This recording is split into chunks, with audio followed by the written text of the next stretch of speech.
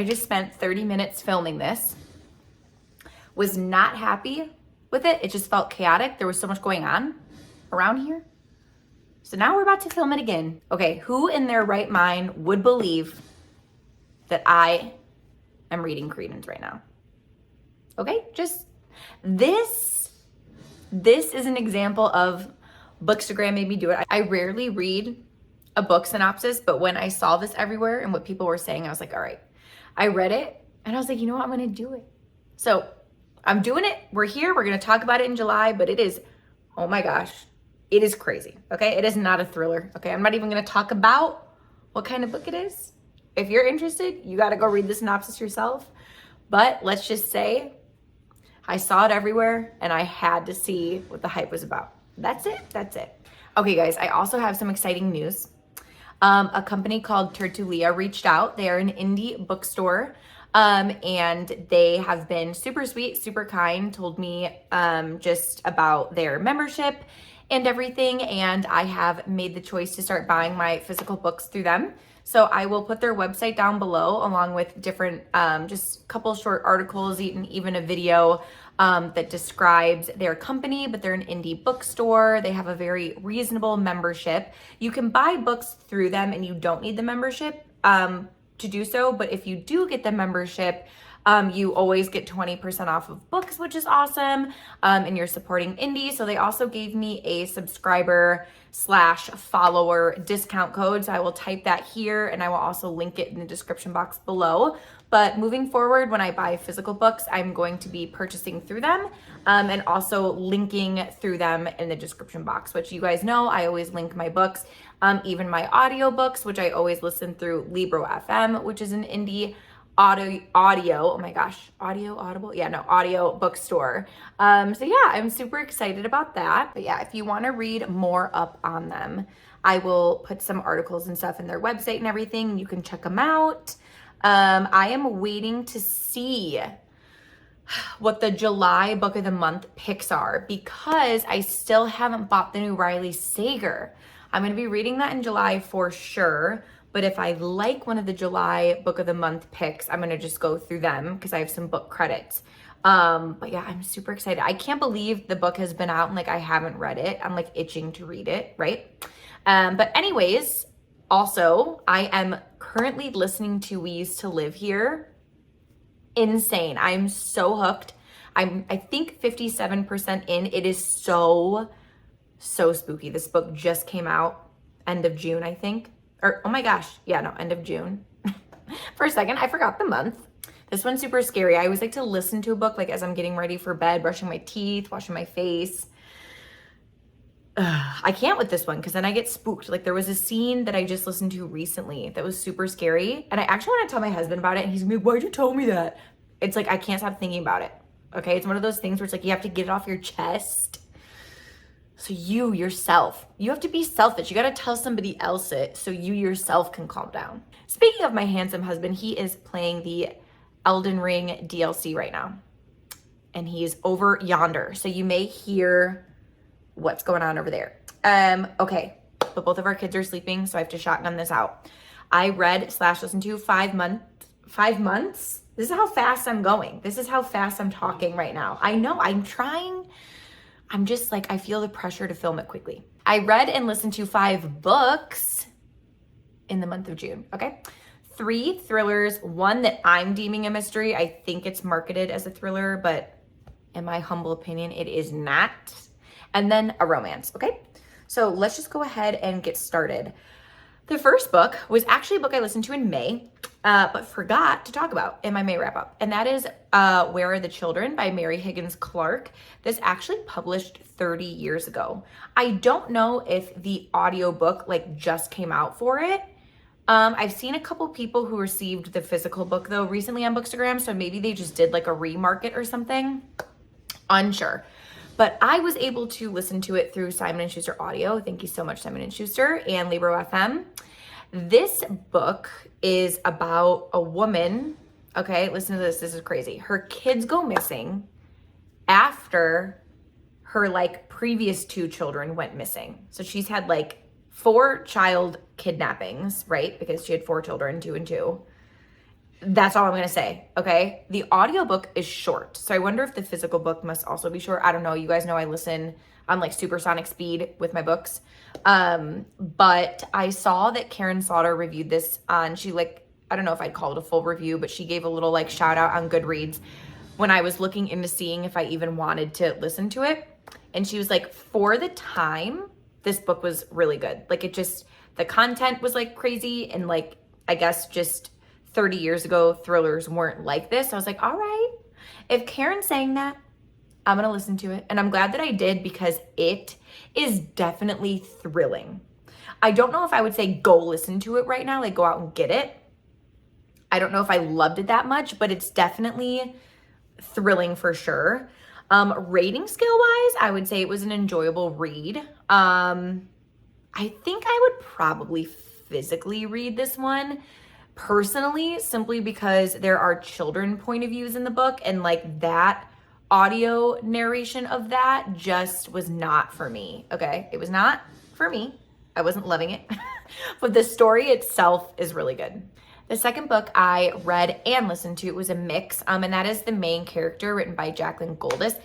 This recently came out as well. I read it. I had the ability to read it from Atria, and then the ability to listen from Simon & Schuster. So thank you so much for the opportunity to read and listen. I liked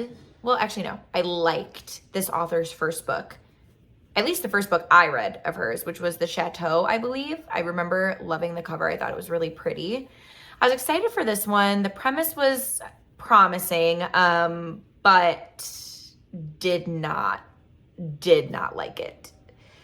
Like, I feel like I'm looking at my notes right now and I gave it a 2-star, and I feel like even that is pretty generous. It's about this woman who is on this train, this trip on a train with her best friend, her ex-boyfriend, then her brother. And she's got this gig going where she works for this famous author. And the famous author is like, I want you to be the main character of my next book. The reason I didn't like this, one, I felt like nothing was going on. Two, it felt like two separate books and like just felt super disjointed. Like we have our main character and all the stuff going on with her, and then you have the author that she's working for and like the author's story and like past. I'm gonna be honest, I could not wait to like get done with this book. It was one of those where like I just put in too much time with it and I couldn't DNF it because I put in so much time with it. Oh. My husband's like, what does DNF mean? That means do not finish. So if you DNF a book, you're like, you know what? I'm DNFing this. But I couldn't with this one because usually my rule of thumb is like if I'm not feeling it by 30% in, but I just felt like because I was able to read it and listen to it, like I just wanted to finish it. And yeah, anyways, I don't know, you guys, rating scale wise, I'd probably say a chore to finish, which sounds brutal, but it felt like a chore to finish. You already know I got my DC in here, don't play around. Next book, probably the one I'm most excited for. Stephen King's latest book, You Like It Darker. Massive thank you to Simon Schuster Audio. You guys, the narration of this is absolutely incredible. Hold on. Let me look up who the narrator was. Will Patton narrates this book, okay? Incredible. Probably the best audiobook I've ever listened to in my life in terms of like narration. Absolutely outstanding and so much talent. He is so talented. This is a collection of 12 short stories. Thriller, horror, sci-fi thriller. You get the whole, I don't know if I'd say horror. Well, it's a mix, okay? It's a mix. It's a good mix. I enjoyed these books so much, these little short stories. I was so engrossed. The narration, like, I cannot say how good it is. You have to listen to this one or read it. Consume it somehow, okay? But if you choose to listen to it, you will not, like 100%, I can say you will not be disappointed. It is so good. If you don't have an audio subscription or membership anywhere, I'll link it through Libro FM and you can get it for free. Your first book is always free when you sign up. Amazing. Like, it's so you're listening to the stories and the narration is incredible, and like the stories themselves are just so different. And it's really fun, in my opinion, to start a book and finish it within like an hour, right? Or like a short, I guess I should say that. Okay, so many thoughts. It's fun to start a story and then finish it quickly. And that's how it was with this. Like, I almost want to read more short stories because I loved that I was able to start it and then finish quickly. You know, sometimes even listen to a few a day. Go get this book now for sure. Awesome. I mean, Stephen King is just such an amazing storyteller as it is. It was just like listening to this amazing storytelling was just so refreshing. Like, it's just such quality writing. So yeah, I would say 5 stars for sure for that one. The next book, you guys, let me reach over here and get it. Just started a in-person book club with some of my gal pals. Sent over a couple books. We ended up deciding on The FiveYear Lie, written by Serena Bowen. This is just one that I was seeing on Bookstagram. Saw a couple posts for it. People liked it, thought the cover was pretty, sent it over. We chose. I don't know. I feel like this book just ended up being like an unmemorable thriller. You know what I'm saying? Like, you just read it and you're like, I feel like I've read books like this before. There was nothing really that stuck out for me, or that like if someone was like, hey, do you have a good thriller to recommend, like this wouldn't even come to mind, kind of thing. Rating wise, I would say it's decent but flawed, and that's simply because there were parts in this book that I thought were good, had potential, but the characters felt like one-dimensional. The story, the plot is it has promise, right? It's about this woman who, her ex-lover, she has read his obituary. He basically ghosted her, and then she finds out he's dead. Then she gets a text message from him that she's like, I'm sorry, what? Like, I thought that you were dead. That's really all I'm going to say. So like, it has promise, right? Like, listening to that, you're probably like, wow, that actually sounds really good. But yeah, I just didn't love it. The characters were one-dimensional. Felt like I didn't really know much about anybody in the story. And yeah, I'm already kind of forgetting a lot about it. So probably would skip this one. Last book that I read this month was one that was sitting on this TBR shelf since last summer, and that is Emily Henry's Happy Place. I knew, like, you know when you have some books sitting on your shelf, or maybe you're not crazy like me and you know, like, when a book gets a lot of hype, like, you're just gonna read it right away.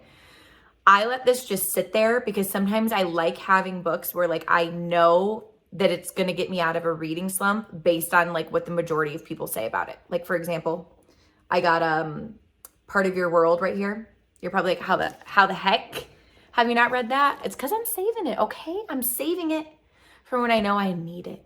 But yeah, pick this one up, and funny story was also just delivered. Don't know if I'm gonna read this in July, so don't get your hopes up because it may sit on the shelf like this one did for a year.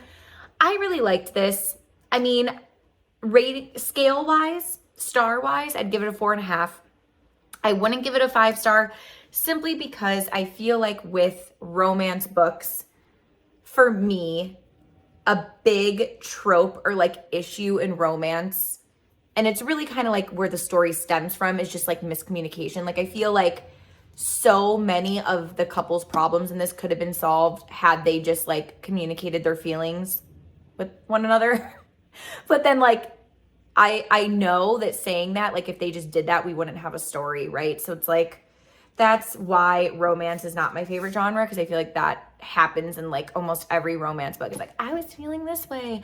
You didn't know I was feeling this. Then we broke up because of it and whatever. Overall, though, I would say to go get this book now because it's so much fun to read. It's hilarious. There's steam. There's humor. I don't know what the heck. I'm sorry. Like, I have my computer here because you guys know I'm always looking at my notes, and I've had so many like issues with it today. Okay, back on track. Liked it. It's not a perfect 5 star, but it's an Emily Henry. I enjoyed it. I knew that I would. I'm glad that I read it. You feel happy when you're reading it for the most part. Happy place, you know? It was good. All right, you guys, that is it for June books. I'm almost done with The Best Lies by David Ellis, which screamed when I saw I was approved for that. Amazing. So almost done with that. Almost done with We Used to Live Here, which I was just talking about earlier. So good. And Oh, Credence. I still can't believe I'm reading Credence. All right, you guys know the drill. Time to talk about the shows that I watched. Didn't watch any movies. My husband, as you can hear, has been playing Elden Ring, so that's basically what's on our TV at night whilst I'm reading. But amazing news, Love Island UK, latest season, okay? Currently caught up.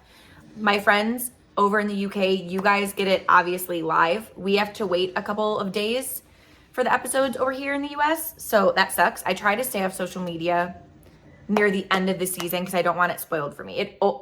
I would say like 3 or 4 seasons it has been spoiled who wins. So I got to stay off when we're getting closer to the end. But I'm liking the cast.